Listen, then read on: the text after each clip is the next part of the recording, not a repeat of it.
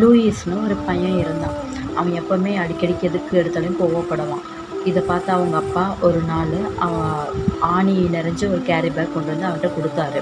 அவர் என்ன சொன்னாருன்னாக்கா, நீ அதிகமாக கோவப்படுறல, நீ எப்பெல்லாம் கோவப்படுறியோ அப்போல்லாம் ஹேமர் எடுத்து வேலியில் போயிட்டு இந்த ஆணியை அடி அப்படின்னு சொல்லிட்டு சொன்னார். அதை லூயிஸும் அக்செப்ட் பண்ணிக்கிட்டு எப்போல்லாம் கோவப்படுறானோ அப்போல்லாம் பண்ணுவான். ஃபஸ்ட்டு டே அவன் ஆணியை வந்து வேலியில் அடித்தான்.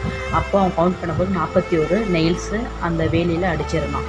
அதுக்கப்புறம் அவன் ரிமெம்பர் பண்ணான், நம்ம கொஞ்சம் கொஞ்சமாக கோவத்தை குறைக்கணும் அப்படின்னு சொல்லிட்டு.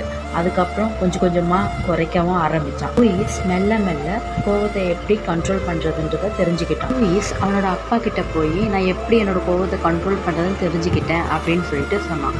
அதுக்கு அவங்க அப்பா, சரி இப்போ நீ அதை லேர்ன் பண்ணிட்டதுனால இனி போய் எப்பெல்லாம் நீ காமாக இருக்கிறியோ அப்போல்லாம் ஒவ்வொரு நெயில்ஸாக ரிமூவ் பண்ணு அப்படின்னு சொல்லிட்டு சொன்னார். இதை அவன் லூயிஸ் அக்ரி பண்ணிக்கிட்டான். கோபத்தை கண்ட்ரோல் பண்ணும்போதெல்லாம் ஒவ்வொரு ஆணியாக ரிமூவ் பண்ணிகிட்டே இருந்தான். அப்படி பண்ணும்போது எல்லா ஆணியுமே ரிமூவ் பண்ணிட்டான் கொஞ்ச நாளுக்கு அப்புறம். அதுக்கப்புறம் அவங்க அப்பா கிட்ட போய் சொன்னதும் அவங்க அப்பா சொன்னாங்க, நீ நல்ல வேலை தான் பண்ணியிருக்க லூயிஸ், சரிவா இப்போ நம்ம போய் அந்த வேலியை பார்க்கலாம் அப்படின்னு கூட்டிகிட்டு போனார்.